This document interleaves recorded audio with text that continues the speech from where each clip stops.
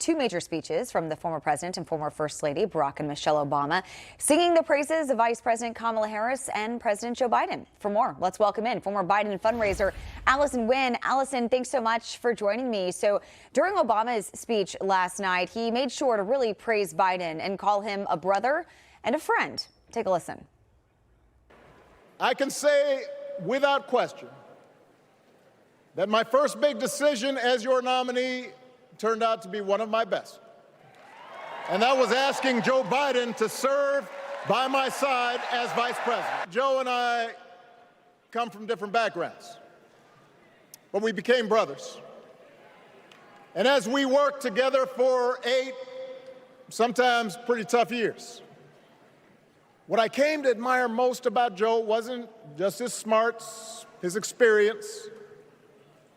It was his empathy and his decency. History will remember Joe Biden as an outstanding president who defended democracy at a moment of great danger.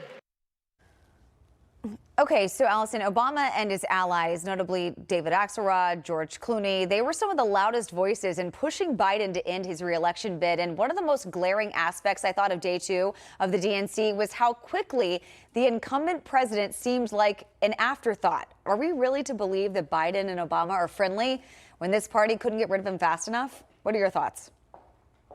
Good morning, Charlotte. Yeah, so Obama, he talks the talk, but he doesn't walk the walk.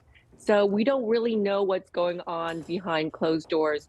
One of the reasons I supported Obama is because he gave so much hope. He's probably one of the best orators in presidential history during modern times. But what he says and what he does behind closed doors, we don't really know. Yeah. That's why a lot of people like myself switched to Donald Trump. Okay, he has a lot of bluster and he talks with some hyperbole, much like New York businessmen. But at the end of the day, Donald Trump, you know what he's thinking. What he says is what he thinks. And then in terms of policy, he actually does. So for people like myself who are tired of this politics, who's tired of the double speak that Obama or Kamala practice in, we've moved to Donald Trump. Yeah, our previous guest, Theron Boyd, who is a Democratic strategist, was quick to point out that this Kamala honeymoon phase is coming to an end and that she needs to start talking about policies and what a Harris-Walz administration would really look like. But could talking about her record and what the future under her leadership would look like hurt her, or does it help her? It would definitely hurt her. If you think about her policies, let's think about it just from a very data-driven perspective. Open borders, that's totally failed.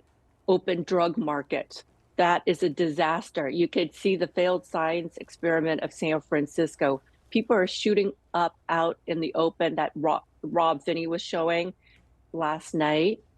There are more drug users in San Francisco than there are high school students.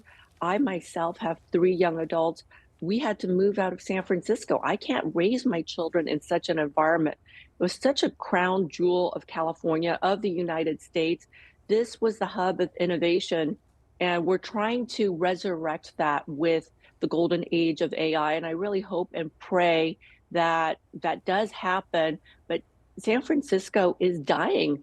It's a dead city, and it will be resurrected. Do we want that for the rest of America? Allison Huynh, thank you so much. Appreciate your insight this morning. Thanks for joining me.